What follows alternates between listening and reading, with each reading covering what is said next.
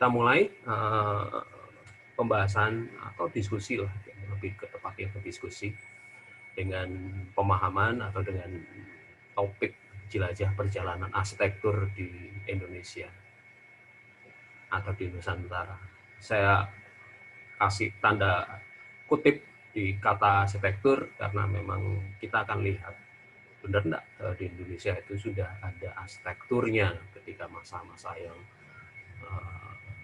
sebelum 1600-an gitu. Apakah itu yang disebut arsitektur? Nanti kita akan diskusi lebih lanjut. Jelajah perjalanan ini rentang waktunya adalah rentang waktu yang sebelum 1800. Jadi sebelum nanti masa modern. Oke. Secara mudahnya atau kalau kita mau lihat periodisasi perkembangan tanda kutip arsitektur di Nusantara Indonesia bisa dibagi menjadi ini. Sebenarnya dari klasik sampai ke modern itu yang menyatakan atau yang mengungkap adalah Pak Yohanes Widodo. Beliau yang kemudian mengklasifikasikan dari proto modern sampai modern itu Pak Yohanes Widodo. Yang kuno dan klasik saya menambahkan sedikit periodisasinya. Kalau klasik itu berdasarkan buku Heritage Arsitektur, tapi tahun 98 atau 2000 saya lupa.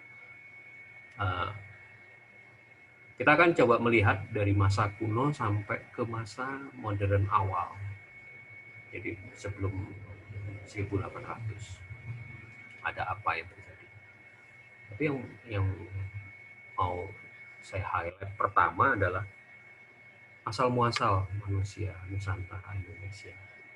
Ini tahun 2019 ada sebuah penelitian terkait dengan DNA orang Indonesia itu seperti apa. Ini kutipan dari Sultan Syahrir. Saya yakin tidak ada orang Indonesia yang lebih Indonesia dari lainnya dalam hal suku dan dalam hal keturunan. Ini kaitannya dengan siapa sih manusia Indonesia itu dan segala macam. Yuk kita mundur jauh belakang. Ini saya ambil dari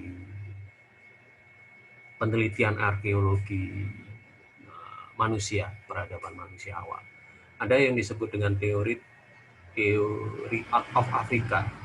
Jadi diduga manusia itu kemudian melakukan migrasi besar-besaran asal-usulnya di daerah Afrika. Sekitar itu tahunnya jutaan tahun, bahkan 65K, cukup lama banget itu. 65.000 tahun ke belakang. Jadi perkembangan manusia itu kemudian menyebar. Kita bisa lihat perkembangannya masuk di daerah sini, kemudian masuk ke Asia, terutama Indonesia melalui Tanjung Harapan di sekitar sini. Dan ini perkembangan perdagangan juga masuk ke daerah sini. Kemudian berkembang sampai ke Amerika dan segala macam. Ini migrasi ini didasarkan pada persamaan DNA-nya. Itu ada teori dan beberapa artefak arkeologi, bukti arkeologi. 10.000 tahun yang lalu, 65K ya, 65.000 tahun yang lalu. Kita mundur jauh banget. Kemudian ada ini juga teori out of Sundaland. Jadi kalau tahun kemarin nggak salah, ribut-ribut dengan Sunda Empire itu sebenarnya mereka coba mengacu ke arah sini. Ini ketika Pulau Sumatera, Semenanjung, Malaysia, Kalimantan itu menjadi satu kesatuan daratan. dan Pulau Jawa juga menjadi satu daratan. Dan kemudian kenapa orang-orang kemudian meninggalkan out of Sundaland itu? Kenapa? Karena ada peristiwa es mencair di daerah kutub, sehingga daerah-daerah ini kemudian menjadi lautan. Mereka kemudian menyebar keluar. Kalau sebelumnya masuk, nah ini keluar. Jadi ada tahapannya, ada tahapan keluarnya. Setelah ada teori ini out of Sundaland, ada kemudian teori yang terakhir. Ini yang sering digunakan, out of Taiwan. Jadi dari Tiongkok kemudian masuk ke Taiwan, kemudian menyebar. Ada yang ke Madagaskar, ada yang sampai ke New Zealand dan segala macam. Ini yang kemudian menjadi cikal tanda kutip lah, artefak-artefak sisa-sisanya, sisa-sisa jejak-jejaknya bisa kita temui sampai pada masa sekarang gitu. Dalam hal bahasa, dalam hal mungkin ada kemiripan warna kulit, kemudian ada kemiripan huniannya, budayanya mendekati ke arah situ. Jadi yang terlihat perkembangan dari ilmu linguistik, dari ilmu bahasa, akar kata-kata yang dari Filipina sama Madagaskar itu kemungkinan kalau berdasarkan ini ada kesamaan akar kata bahasanya dan segala macam. Ini yang kemudian menjadi sukunya juga, ada yang disebut Polinesia dan segala macam. Ini yang menarik dari perkembangan migrasi manusia-manusia dari Taiwan ini. Lalu bagaimana dengan cek terakhir yang 2019? Ternyata beberapa tokoh di Indonesia ya DNA-nya campur-campuran gitu. Dan ini mendukung teori yang sebelumnya tadi. Ada teori out of Afrika, teori out of Sundaland, dan kembali masih out of Taiwan yang memungkinkan orang kemudian masuk ke daerah Nusantara ini. Si Ariel itu campuran Asia Selatan dan segala macam, ada Yunaninya, ada diaspora Asianya, ada Asia Timur terutama Jepang dan segala macam. Grace Natali yang kelihatannya ke orang Tiongkok, ternyata dia ada campuran Afghanistan dan Asia Timurnya gitu. Seperti itu. Jadi ini project tahun kemarin 2019 yang mencoba melihat beberapa tokoh-tokoh di Indonesia, tokoh-tokoh besar di Indonesia yang oke, kalau secara DNA awalnya dari mana sih? Asalnya dari mana sih? Kayak gini kan, Naswa Shihab dari namanya kelihatan dari Arab, ternyata dia campuran aduk, ada Afrikannya juga ternyata ada. Meskipun di sekitarnya Afrika Utara, Maroko, Algeria, tapi juga ada Asia Selatan, Nepal, India, Bangladesh, dan Tamilnya. Jadi dari sini terlihat bahwa dari masa yang lalu daerah Nusantara, katakanlah yang sekarang Indonesia ini, itu sudah campur aduk dalam pengertian manusia yang ada di sini itu merupakan perkumpulan atau percampuran dari segala macam suku bangsa yang ada di dunia, bahkan bisa dikatakan seperti itu. Tapi kemudian bagaimana secara strukturalnya? Kita bisa kemudian masuk ke peninggalan-peninggalan arkeologis yang bentuk candi. Klasik awal ini di daerah Dieng, ada di Gedong Songo, kemudian kalau mau lihat di situs Liangan juga ada, jadi peninggalan-peninggalan bahkan di masa Prambanan juga, di situs Prambanan itu ini terlihat bahwa pengaruh percandian secara style, secara ornamen, pengaruh Indianya cukup kuat. Dan diduga pada masa itu memang tukang tanda kutip ya, tukang-tukang dari India itu datang ke tanah Jawa untuk membuat situs-situs ini, situs-situs ini kan lebih ke tempat pemujaan, kecuali situs Liangan. Situs Liangan itu permukiman, tapi masanya adalah masa-masa yang sama, 600 sampai 900 Masehi. Silakan kalian bandingkan dengan materi-materi arsitektur mancanegara yang sebelumnya. Tahun 600 sampai 900 itu ada apa yang di Eropa atau yang di daerah Mesopotamia dan segala macam. Apa yang terjadi pada masa yang sama? Pada masa ini kita sudah mengadakan, atau tanda kutip sudah bisa terbukti bahwa ada relasi yang dekat antara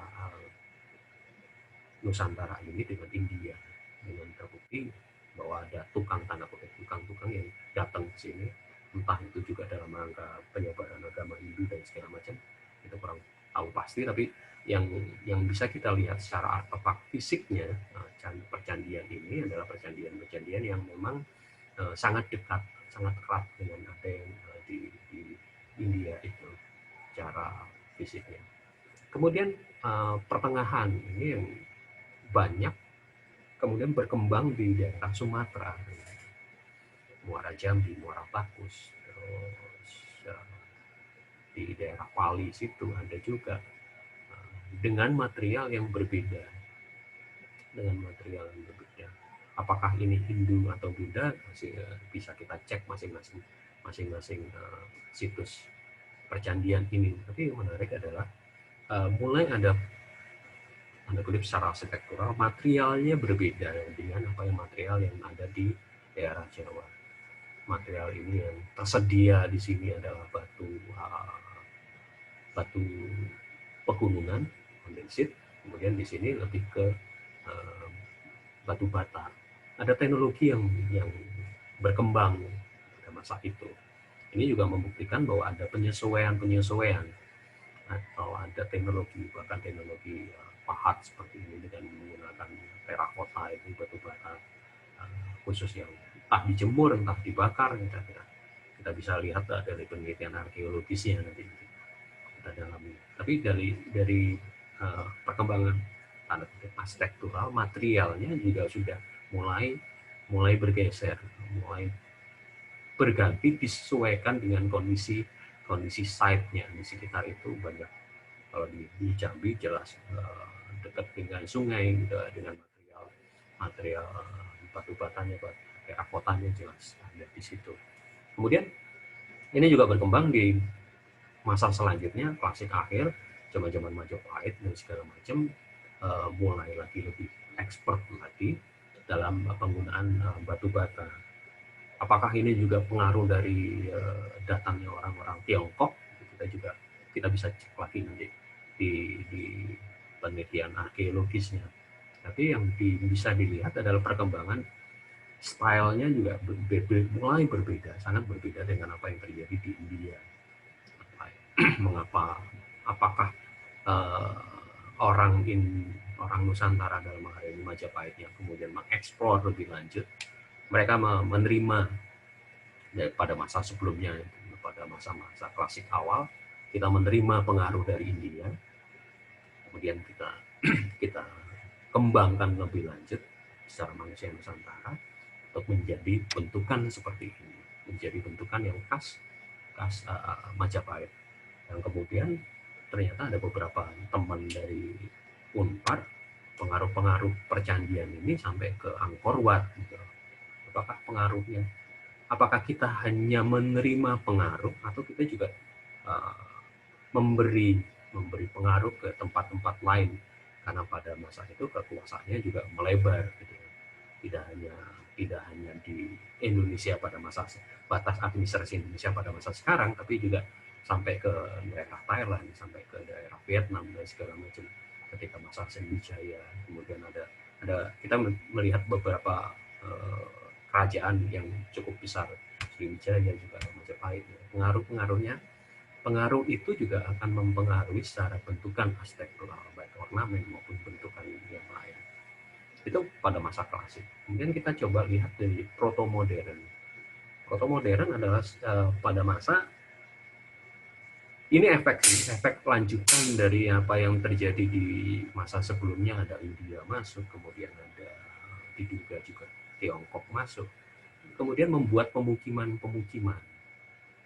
Ini yang kita bisa pelajari dari tulisannya Pak Yones Widodo di naskah ini, bahwa di beberapa tempat di Indonesia, bahkan kalau yang ini gambar di Songkhla di Thailand, dan itu juga terjadi di beberapa kota-kota pelabuhan, bahwa ada pembagian yang khas, pembagian yang hampir mirip.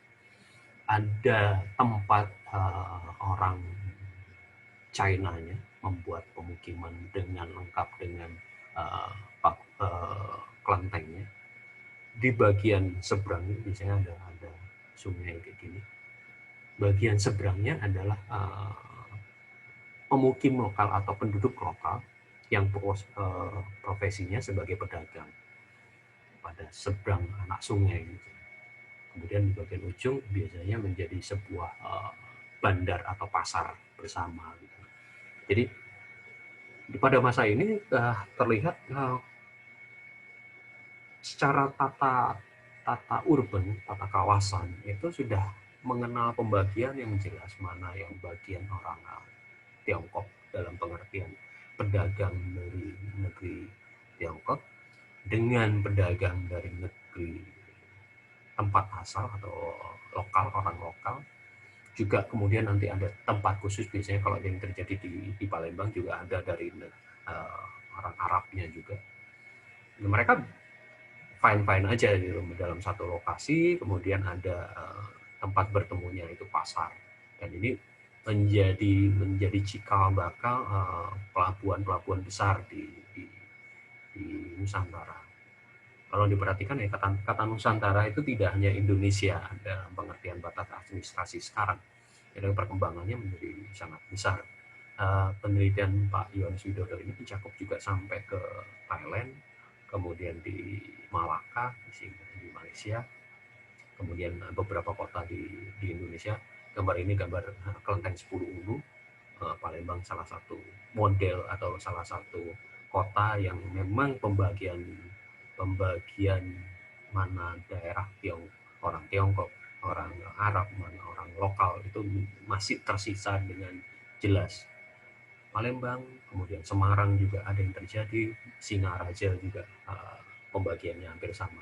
Jadi ini membuktikan bahwa Nusantara kita ini sejak zaman dulu sudah didatangi orang dari berbagai macam bangsa, terutama yang di India dan Tiongkok. Jadi pengaruhnya cukup kuat kalau kita lihat tadi kedatangan datang dan pergi orang-orang yang ada di Nusantara sejak out of Afrika sampai out of Taiwan itu pulang dan pergi banyak banget gitu. Jadi bukan hal yang aneh kalau kita kedatangan tanda kutip tamu asing gitu. Ini dari proto modern pada masa modern. Nah, menjadi tanda kutip heboh dan besar itu ketika mulai masuk bangsa Eropa. Kalau di timeline kan 1511 itu ada Portugis yang masuk ke Jawa untuk mencari rempah-rempah. Bangsa Eropa masuk ke Nusantara itu bukan tanpa sebab. Mereka benar-benar menguber rempah-rempah yang dulu hanya diperdagangkan oleh orang-orang Arab di Eropa. Kemudian mereka mencoba mengejar atau mencari tahu. Pada masa itu jalur lautan menuju Nusantara itu belum diketahui banyak orang, sehingga sampai perlu ada mata-mata khusus untuk mencari tahu dari mana sih asal rempah-rempah ini. Awalnya Portugis sampai Maluku, kemudian mendirikan pos Portugis. 1596 de Houtman ini cukup unik. Dia orang Belanda tapi pernah menyusup di kapal dagang Portugis, jadi mata-mata Belanda. Kemudian baru 1596 dia mencoba berangkat dengan beberapa kapal untuk menyusuri rute laut yang dibuat atau yang dilakukan oleh Portugis. Sehingga baru ini 23 Juni sampai ke Banten. Dan ketika di Banten, catatan yang menarik adalah Hotman kaget bahwa bandar di Banten itu bukan hanya orang Eropa. Bandar pelabuhan di Banten itu cukup ramai oleh kapal-kapal dagang yang besar-besar. Orang Tiongkok, orang Arab, orang Portugis, ya, Portugis sudah duluan. Jadi Banten sudah menjadi pelabuhan besar. Kemudian itu dia melanjutkan lagi ke Maluku. Nah, ini perkembangan menarik. Setelah ini kemudian kapal-kapal dagang Belanda banyak menuju ke Maluku untuk mengejar rempah-rempah. Kalau kemarin makanya kenapa saya sharing di grup WA untuk melihat perkembangan atau sejarah VOC. VOC dibentuk sebagai kongsi dagang karena sebelumnya mereka jalan sendiri-sendiri.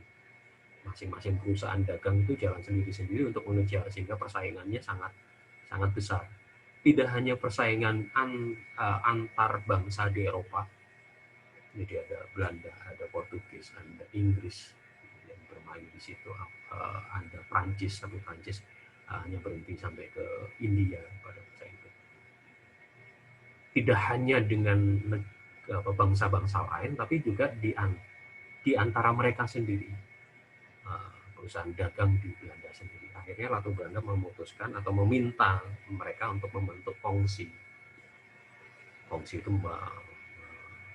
apa ya, konsorsium kalau sekarang bahasa kerennya, join antar perusahaan untuk membuat sebuah kongsi dagang yang akhirnya kekuasaannya sangat besar gitu. Kongsi dagang VOC ini tidak hanya sekedar berdagang, tapi dia diperbolehkan tanda kutip punya tentara, punya sistem pemerintahan juga tanda kutip ya, juga karena punya tentara juga dia punya diperbolehkan untuk mengatur tempat-tempat di mana mereka kuasai. Dan kemudian muncullah VOC yang kalau Anda cek di internet, ini kongsi dagang kekayaannya luar biasa besar ya. Bahkan ada sempat saya nonton itu, kalau mau digabung, kalau itu dengan masa sekarang ya, Facebook, Google, dan beberapa Apple itu dijadikan satu, itu belum mencapai total keseluruhan kekayaan VOC. Jadi ini perusahaan yang sangat kaya gitu, perusahaan dagang yang sangat kaya. Dan kita bisa lihat perkembangan selanjutnya, pengaruh munculnya Amerika dengan New York-nya segala macam juga mau nggak mau sedikit banyak juga pengaruh dari ini. Kemudian ada sistem saham, itu juga diawali dari VOC. Awalnya VOC hanya terdiri dari bangsa-bangsa atau kongsi perusahaan perdagangan di Belanda, akhirnya kemudian multinasional dari bangsa-bangsa lain juga join di situ. Itu ada dengan saham, ada segala macam. Jadi awal mula perdagangan modern dengan perhitungan saham ya juga karena ini gitu loh, awal mulanya. Jadi bangsa wilayah Nusantara itu memicu perdagangan saham, perdagangan kongsi dagang, konsorsium, segala macam, join, segala macam itu ya diawali oleh wilayah disebut Nusantara. Apa yang pengaruhnya terjadi di kita, kalau mau kita lihat, tidak mana pada masa VOC itu karena diperbolehkan punya wilayah yang mengatur, kemudian diperbolehkan punya tentara dan segala macam, efeknya adalah kemudian mereka membangun sebuah tempat. Awalnya hanya tempat untuk perdagangan, jadi kayak pelabuhan lengkap dengan gudang-gudangnya untuk menimbun dan segala macam. Dan perkembangan VOC sangat pesat ketika Batavia itu didirikan setelah mengalahkan atau setelah menghancurkan di daerah situ di Batavia itu gitu. Jadi kan bergantian dari apa sih namanya itu, Sunda Kelapa, Sunda Kelapa dan segala macam menjadi Batavia ini. Dan Batavia menjadi dia mengkoneksikan tidak hanya dari Maluku sebagai sumber rempah, tapi juga dia mengoneksikan dengan luar. Kemudian kalau kalian dengar dari video yang saya share kemarin, itu jelas sekali pemasukan dari VOC tidak hanya dari perdagangan Nusantara ke Eropa, tapi juga perdagangan di dalamnya, jadi antar wilayah di Nusantara, kemudian pajak dan segala macam. Jadi benar-benar bisa dikatakan negara dalam negara gitu loh. Jadi Belanda sebagai sebuah kerajaan punya negara lain, kan, tapi di dalam kekuasaan perjanjian perdagangan, bukan perjanjian pemerintah. Ini kemudian secara struktural kita kemudian mengenal banyak benteng lengkap dengan perlengkapannya persis kayak kota-kota benteng yang di Eropa. Jadi ya karena kemampuan mereka membangun atau pemahaman mereka terhadap sebuah kota seperti yang ada di Eropa, ya mereka pindahkan aja, mereka pindahkan secara strukturalnya ke daerah ini zaman VOC sebagai landasan awal. Dan fokusnya pada masa ini memang fokusnya benar-benar kota-kota tepi laut, karena memang fungsinya adalah sebagai tempat bersandar kapal-kapal dagang itu untuk menimbun, untuk jual beli dan segala macam. Fokusnya ke kota-kota pelabuhan seperti ini. Tapi yang menarik dari kota terutama Batavia adalah gaya hidup orang-orang, karena kekayaannya luar biasa. Orang-orang Belanda ini, orang-orang Eropa ini bergayanya gila-gilaan, bergayanya sangat mewah gitu. Apa yang coba dimunculkan secara struktural juga hal-hal yang serba mewah gitu. Itu yang terjadi dari perkembangan di Batavia. Kita dapat menemukan foto-foto atau sketsa gambar-gambar yang cukup mewah, dan secara struktural ya mungkin lebih rumit, mungkin tidak apa yang terjadi di Eropa. Karena di Eropa itu kan kalau kita lihat masa-masa barok, rokoko itu sangat mewah, ya, mereka coba terapkan hal itu yang ada di Batavia dan kota-kota besar. Kita bisa melihat sisa-sisanya pada masa sekarang. Lalu VOC hancur, ada yang bilang karena korupsi, ada yang bilang karena peperangan dan segala macam. Tapi hal yang menarik adalah di Eropa sendiri pada masa ini 1700-an itu perangnya gila-gilaan, perang antar Belanda dan Inggris. Kemudian itu yang kemudian Inggris mencegat jalur perdagangannya, sehingga VOC tidak bisa melakukan perdagangan ke Eropa, padahal pemasukan besar yang terutama adalah dari perdagangan dari Nusantara ke Eropa. Inggris mencegat di daerah India, dipotong di situ, sehingga pemasukan utamanya hanya mengandalkan dari pajak dan hanya perdagangan lokal. Tapi lama-kelamaan, karena ada yang mengatakan juga karena korupsi, sehingga korupsi di wilayah kita itu bukan hal yang aneh gitu loh, memang sudah turun temurun gitu. Gaya hidup orang Eropa, Belanda yang sangat mewah itu dengan kerakusannya terhadap segala macam untuk menyusun apa ya, karena kebiasaan bergaya hidup mewah, sehingga diperlukan duit yang banyak, padahal proses perdagangan itu tidak terlalu lancar. Akhirnya pada tanggal 31 Desember ditutup, VOC ditutup, kamar dagang ditutup, segala aset yang dipunyai oleh VOC diambil alih oleh kerajaan Belanda. Nah, ini berubah.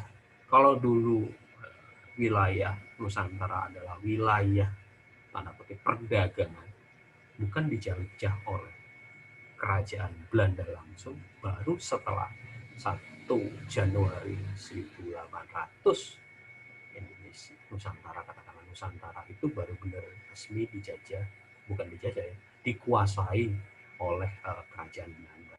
Jadi ini yang ada beberapa pemahaman-pemahaman yang mungkin perlu dibedakan. Itulah ini si Dauntless ini. Yang menarik adalah Dauntless ini bukan ditunjuk oleh Raja Belanda secara langsung atau Raja Belanda dalam pengertian kerajaan, karena pada masa itu kerajaan Belanda dikuasai oleh Prancis. Jadi perutusan atau perintah si Dauntless ke akhirnya kemudian Nusantara disebut dengan Hindia Belanda itu oleh Napoleon Bonaparte, jadi Kaisar Prancis. Nah ini menarik kalau kita melihat arsitekturnya. Dauntless kemudian merombak tanda kutip, merombak pemahaman-pemahaman yang dulunya lebih fokus ke perdagangan, karena memang kamar dagang VOC itu sebuah kongsi dagang. Mereka si Dauntless juga mulai menata secara sistem pemerintahan yang umum dilakukan oleh orang Eropa, kerajaan-kerajaan di Eropa.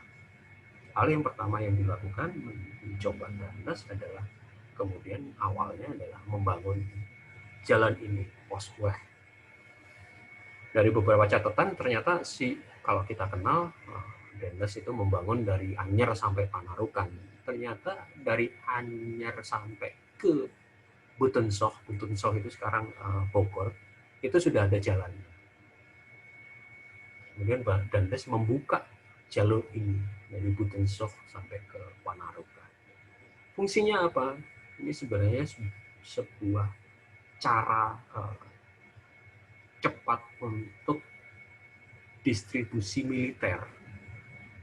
Jadi Jawa ini dianggap sebagai sebuah kota benteng. Jadi jalan ini katakanlah sebagai benteng. Untuk mengatasi apa? Mengatasi Inggris. Karena Inggris sudah sampai ke Malaysia pada masa itu. Jadi jalan ini awalnya dibuat untuk distribusi militer. Sehingga pasukan itu sangat cepat pendistribusiannya. Itu yang pertama. Yang kedua, ini juga mempengaruhi untuk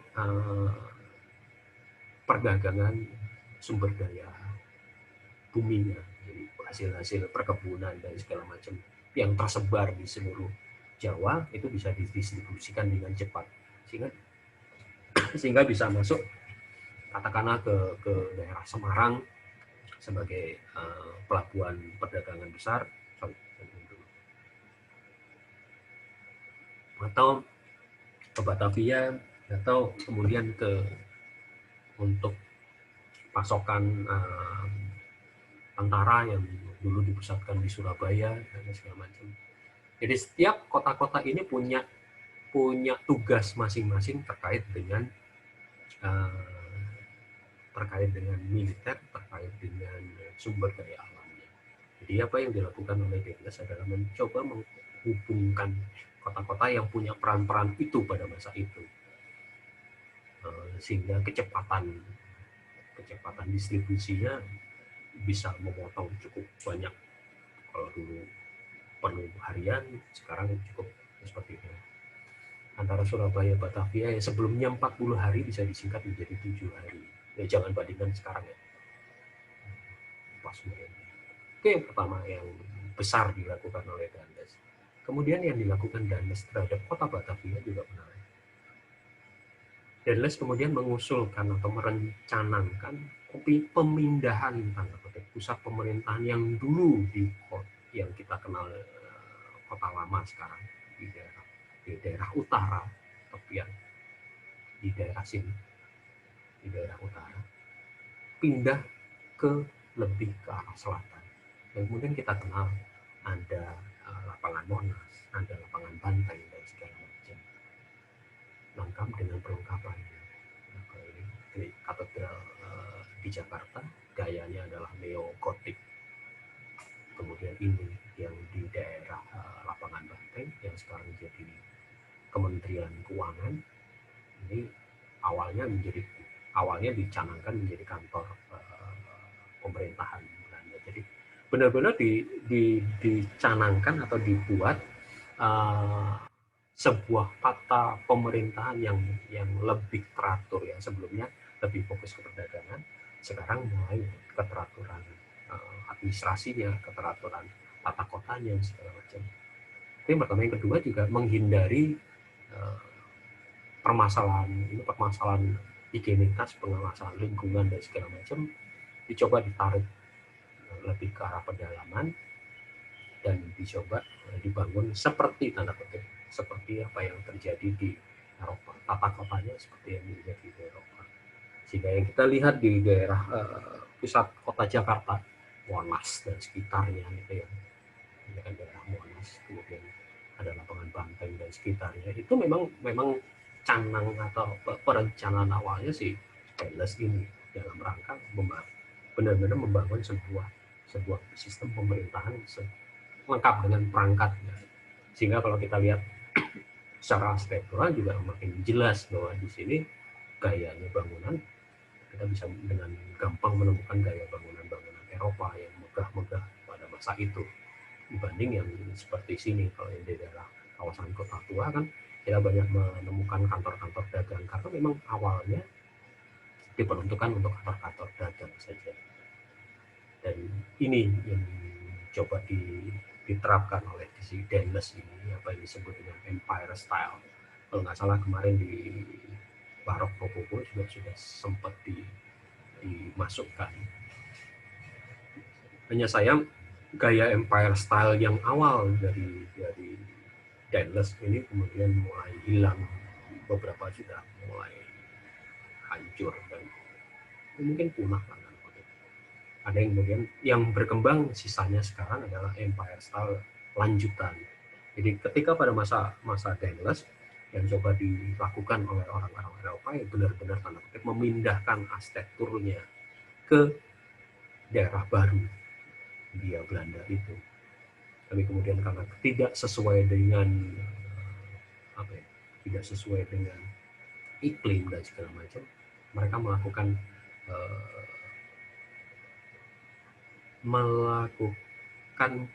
penyesuaian terhadap bangunannya, sehingga muncul dengan kata Indis. Meskipun Indis nanti kita akan bicara Indis lebih lanjut mulai minggu depan, mulai 2 minggu lagi ketika kita bicara modern. Apa itu Indis? Apa setelah arsitektur Indis? Karena Indis tidak hanya secara arsitektural, tapi juga secara budaya.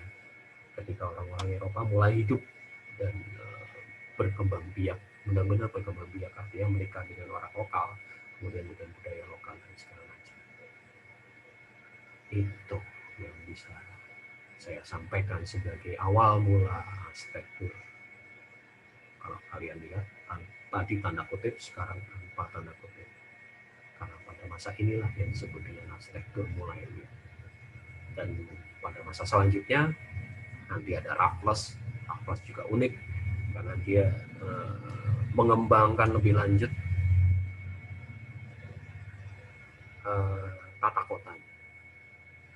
Jadi Raffles jangan lupa, Raffles itu yang mengembangkan kebun raya Bogor, lengkap dengan istananya. Jadi istana Bogor itu ya perkembangan dari Raffles. Apa maksudnya Raffles? Apa yang mau dilakukan Raffles?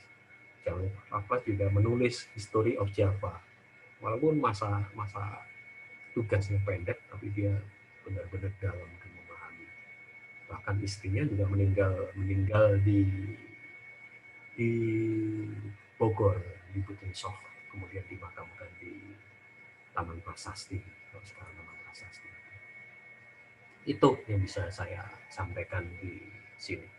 Silakan kalau kita mau diskusi. Ada pertanyaan? Kak, Silakan Pak. kalau kan tadi disebut dari awal itu ada yang di masa klasik awal itu yang candi-candi ya Pak. Yap. Terus masuk ke yang datangnya bangsa Eropa dan akhirnya arsitektur Eropa masuk ke Indonesia. Hmm. Nah, kalau posisi arsitektur tradisional di sini di mana ya Pak? Gimana itu Pak? Oke. Ada satu part yang saya hilangkan, bukan saya hilangkan di bagian ini, karena kita akan bicara banyak nanti arsitektur tradisional itu di semester depan di arsitektur Nusantara. Di mana posisinya? Sebenarnya yang disebut arsitektur tradisional, kita bisa melihat proses ini, proses bahasa, perkembangan bahasa, atau proses yang ini, art of Taiwan. Semester depan saya akan buka lagi bagaimana umpamanya lumbung-lumbung yang ada di daerah Lombok itu punya kedekatan secara bentuk, kedekatan secara fungsi, kedekatan secara struktural yang terjadi di Filipina, dan punya kedekatan juga dengan apa yang terjadi di Jepang. Jadi perkembangannya. Sengaja saya potong ini, kalau kalian perhatikan kan ini kan lebih ke arah bangsawannya, bangsawan yang high class, yang mampu membuat percandian ya hanya seorang raja yang mampu, negaranya mampu, atau kerajaannya mampu membuat. Demikian juga ini kan candi itu kalau nggak pemujaan makam, sama dengan kondisinya seperti piramid kan. Terus kemudian ini fokusnya ke pendatang India, pendatang Tiongkok yang kita sisa, atau pendatang Arab. Palembang contoh kasus yang cukup menarik untuk kita pelajari. Nah, posisinya memang bukan saya menyingkirkan, tapi memang part itu akan kita bahas banyak di semester depan yang disebut dengan mata kuliah arsitektur Nusantara. Gitu. Supaya nggak campur aduk. Ini kan judul mata kuliahnya arsitektur mancanegara, sehingga kita melihat bagaimana pengaruh luar terhadap arsitektur kita, arsitektur yang berkembang di Indonesia, di Nusantara. Nanti semester depan kita akan ketemukan dengan arsitektur yang lokal yang disebut arsitektur Nusantara kayak apa segala macam. Tapi sedikit kalau kita perhatikan, mungkin part ini yang bisa menjadi hal yang bagus. Kita akan bisa menemukan, kalau kalian tahu Wairebo, ya, bentuk rumah di Wairebo itu ada kemiripan dengan yang ada di Madagaskar, ada kemiripan yang ada di Hawaii. Kemarin sempat saya masukkan di bagian sini, di tengah-tengah antara peta ini dan Wairebo, kemudian ada di daerah arsitektur Toba, itu kaitannya dengan Viking, apa hubungannya segala macam. Kemudian semalam saya ganti karena ini nggak pas ya. Saya simpan untuk semester depan. Jadi ini bagian ini saya menunjukkan bahwa wilayah yang sekarang Indonesia atau wilayah Nusantara adalah Nusa antara dua benua kan, fokusnya ke sini. Dan fokusnya kalau mau lebih lanjut ya masa-masa Majapahit gitu.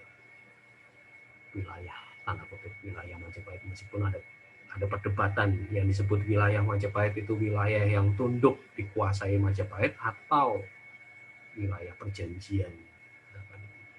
Majapahit itu penguasaannya kayak Romawi atau dia penguasaannya kayak dagang. Oke, ada perjanjian dagang, MOU lah, G2G, government to government gitu, seperti itu. Apakah seperti itu? Itu perdebatan politik, urusan orang-orang sejarah. Tapi secara wilayah kita bisa melihat tidak hanya Indonesia, tapi di pagi ini kita bicara bahwa wilayah ini itu dipengaruhi dan mempengaruhi luar biasa. Segala macam suku bangsa masuk dan keluar. Dan yang terakhir kan ini udah jelas India ya. Kemudian pada masa proto-modern, Arab dan Tiongkoknya masuk dan sangat kuat. Kemudian masa ini kenapa disebut modern, masa Eropa masuk. Silakan nanti ada tanya, oh Pak kok modern, bukan Eropa, kita bahas. Kenapa disebut modern? Yang lainnya apakah tidak modern? Nah, itu jadi disebut lagi. Karena sempat beberapa waktu yang lalu kan ada pertanyaan juga. Ini lebih ke waktu. Kalau kita menelusur kata modern, mungkin sejak ini sudah modern. Bahkan yang disebut modern di Nusantara atau di wilayah ini sejak saat ini. India udah masuk kok tahun 600-an. Apa yang terjadi tahun 600-an? Kapan naskah Mandala itu kemarin kan pasti sastra itu kapan dibuat? Apakah ada pengaruhnya ke sini? Pasti ada pengaruhnya. Kalau Anda cek perjanjian itu rata-rata perjanjian Hindu rata-rata itu pakai aturan Mandala. Tempat negara yang segini ruwetnya minta ampun. Memang sejak awal saya menduga sih sejak awal peradaban manusia itu sudah keluar dan masuk orang-orang dari manapun. Gitu. Ya, itu Pak. Disimpan nanti untuk semester depan. Oke, Pak. Pasti ketemu saya lagi. Siap, Pak. Oke, ada yang lain? Pak, saya ingin bertanya, Pak. Silakan. Ini untuk memperjelas saja, Pak. Yep.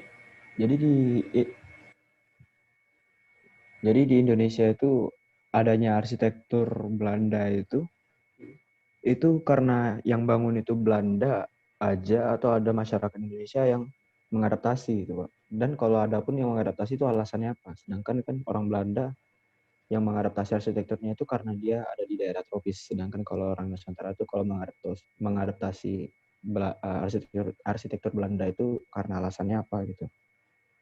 Oke. Ini memang pada masa yang saya belum masuk selanjutnya. Jadi benar-benar pure, makanya saya di tagline awal itu kan 1800, berhentikan di situ. Karena kalau saya lanjutkan nanti nabrak dengan materi yang berikutnya.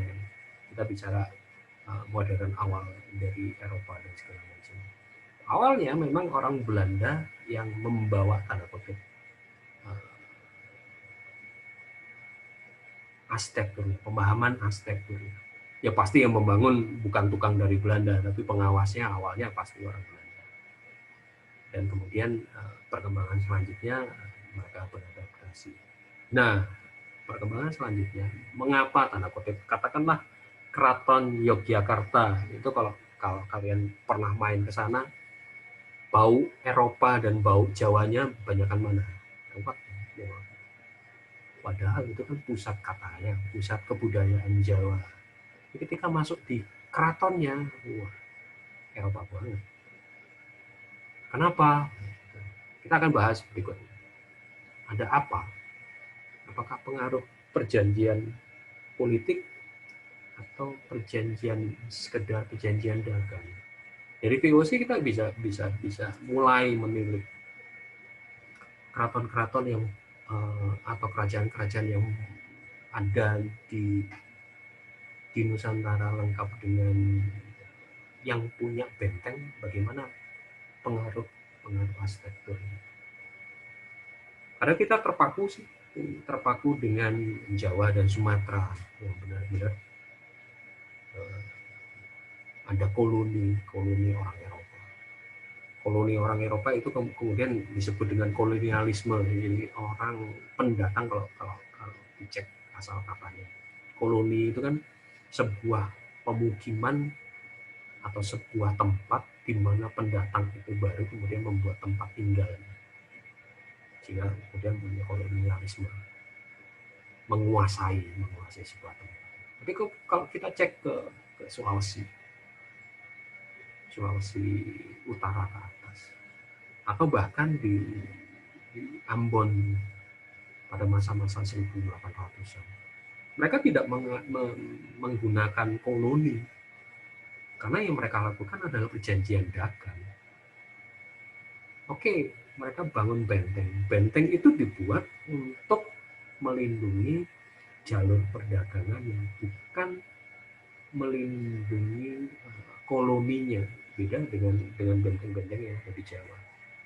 Benteng katakanlah di Gorontalo, kebetulan pernah ke sana, itu dia diletakkan di atas bukit untuk melihat ada yang ganggu nggak kapal saya, atau dia melindungi pelabuhannya, bukan melindungi wilayahnya.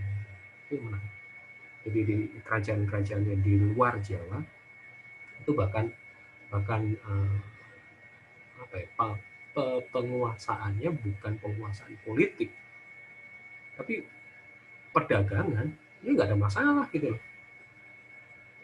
Rajanya punya saham di gudang-gudang.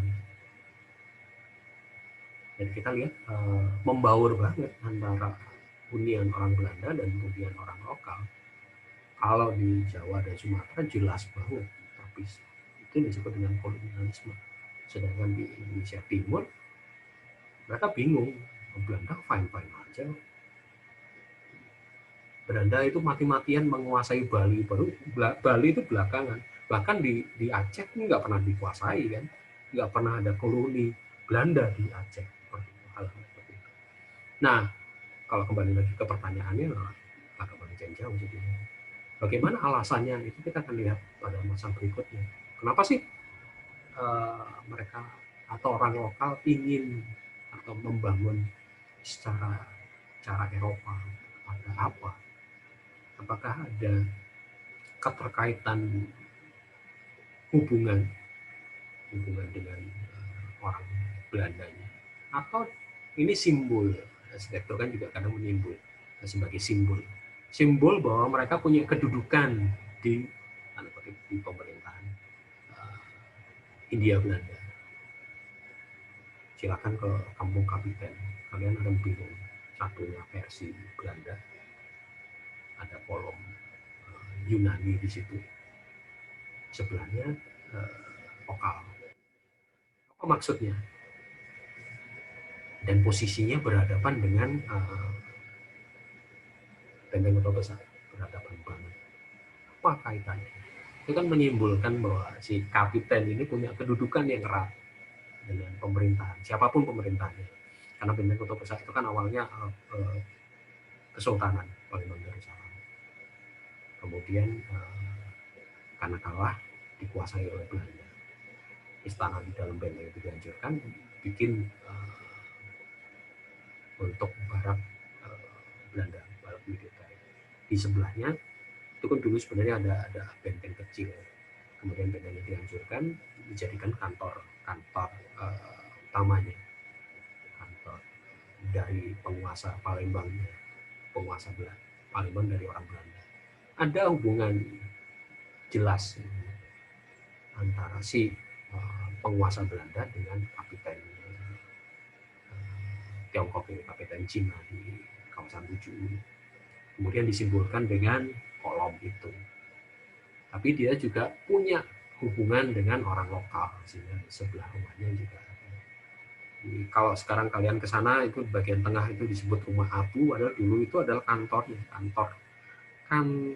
perdagangan. Jadi kapiten Cina di Tujuh Ulu itu dia mengatur perdagangan orang-orang dari Tiongkok, keturunan Cina.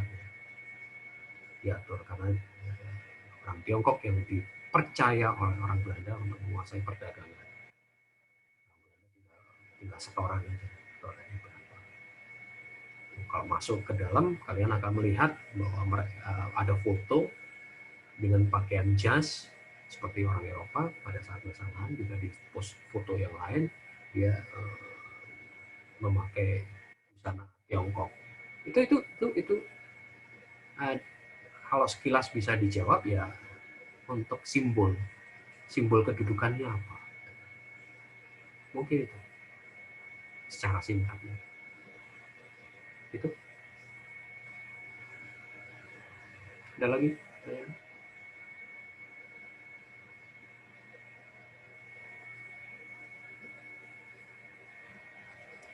Silakan. Mau pertanyaan dulu. Ini Pak, Siap, Pak. jadi di daerah yang tadi Bapak sebut juga yang katanya ke lapangan Banteng, Monas, Jakarta Pusat itu ya Pak. Saya pernah main ke sana itu ke salah satu sekolah itu SMK 1 Pak. Nah, dia itu ada bangunan utamanya itu Pak masih benar-benar kayak bangunan Belanda Pak. Bentuknya masih kayak pilar-pilar dan dominasi putih kayak gitu Pak. Dan pas aneh tanya sama yang anak di situ Pak, sekolah di situ, dia bilang memang itu bangunan dari zaman dahulu, zaman zaman Belanda itu Pak, dan itu nggak dirubuhin dan sekarang dijadiin bangunan sekolah kayak gitu. Nah itu berarti bisa ngebuktiin bahwa bangunan Belanda itu bisa bertahan ratusan tahun dong, dan masih bisa apa cocok gitu dengan iklim Indonesia sekarang ini kayak gitu. Terus masalahnya? Maksud saya iya Pak, apa emang bisa kita pakai sampai saat ini gitu Pak, itu apa sih apa ya arsitekturnya kayak gitu. Nah, itu yang perlu dicek lagi, si bangunan ini mengadopsi yang empire style atau dia sudah bertransformasi. Jadi mulai memadukan atau mulai memperhatikan iklim selanjutnya. Ini bahasan nanti di masa modern, arsitektur modern. Kalau kembali lagi ke timeline, ini pada masa ini 1800 sampai 1940 ini gila-gilaan, perkembangannya gila-gilaan secara arsitektural. Termasuk juga si Laban itu kan sekolahnya di daerah situ juga. Apa yang dia dapat secara bangunan ya bisa-bisa aja, tergantung maintenance-nya kan. Contoh yang paling gampang ya bangunan batu itu pasti lebih kuat daripada bangunan kayu. Itu kenapa ini suku air ini bangunannya kayu, kemudian ada perbaikan tersebut. Yang ini saya tunjukkan di sini memang hanya si wilayah yang disebut dengan Nusantara dan yang sekarang jadi saat beberapa bagian yang menjadi Indonesia itu sudah campur aduk, pendatang dan datang dan pergi, lengkap dengan pemahaman arsitektur dan punya pemahaman yang berbeda-beda.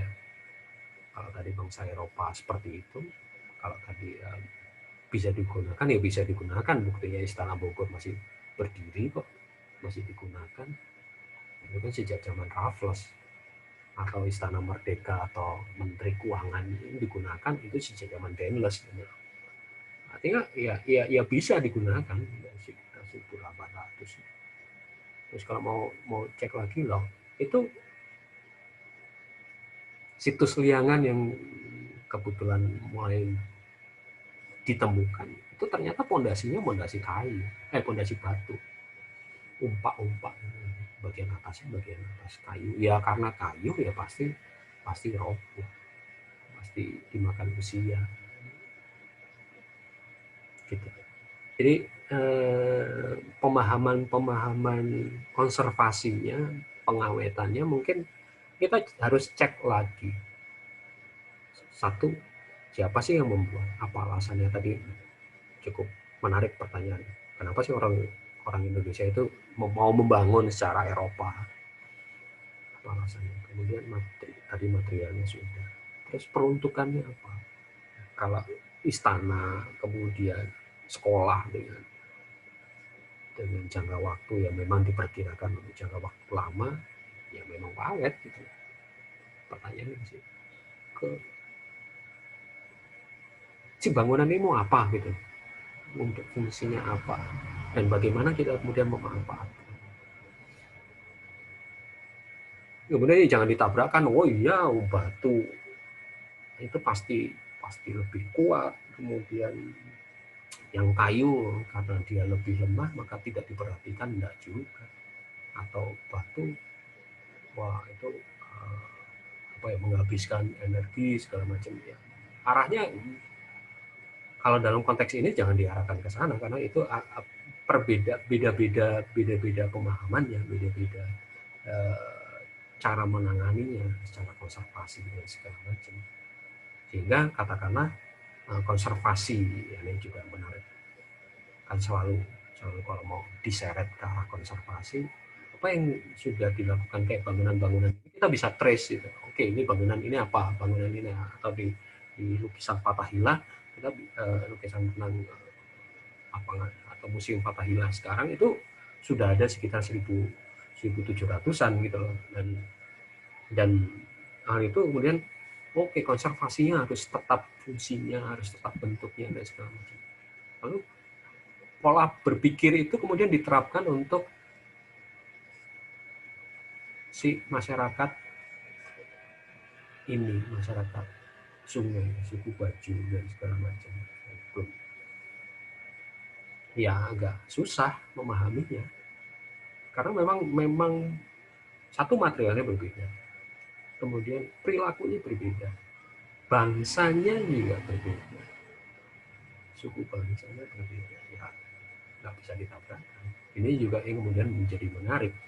Dengan bangsa yang sebesar ini, dengan pendatang yang sebanyak ini, itu kenapa kemudian saya berikan judul tanda kutip arsitektur. Yang disebut arsitektur itu ilmu yang mana?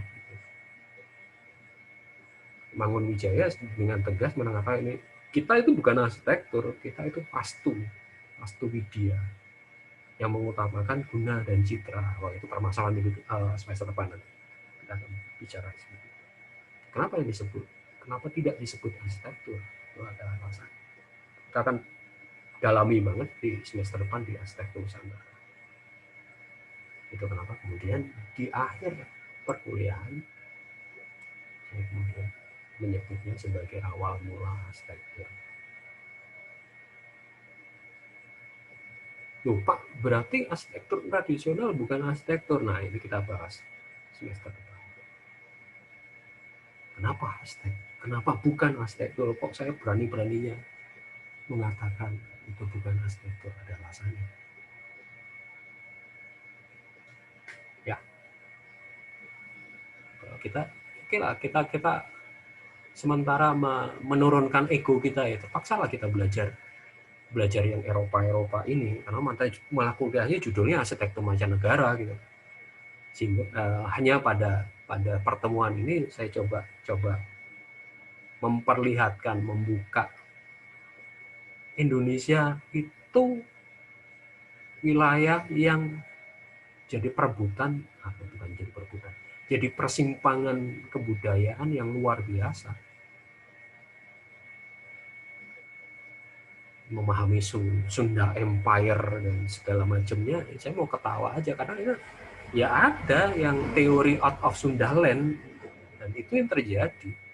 Kalau kalian pernah baca mitos The Lost Atlantis akan terkejut karena dugaannya di Nusantara, di Indonesia ini yang disebut The Lost Atlantis itu Nusantara di tengah laut Jawa. Kuat kan? Tapi saya coba membatasi, ini hanya omong-omong kosong gitu. Saya membatasi juga tidak ada di paparan karena itu mitos, belum ada bukti fisiknya.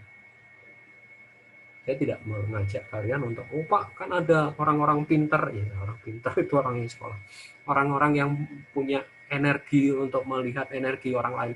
Ya sudahlah, itu ilmu lain gitu loh. Saya cuma memahami itu ilmu lain, saya nggak sanggup untuk memahaminya. Tapi itu banyak yang mengatakan itu The Lost Atlantis di Nusantara. Kalau kalian lihat Sundaland aja, masukkan aja googling Sundaland, nanti akan keluar sungai-sungai purba. Wah, luar biasa.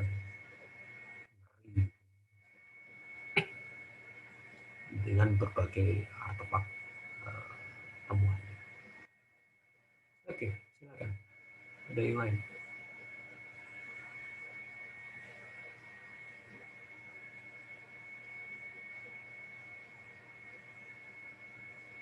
Yuk. Makin puyeng. Oke. Saya stop dulu.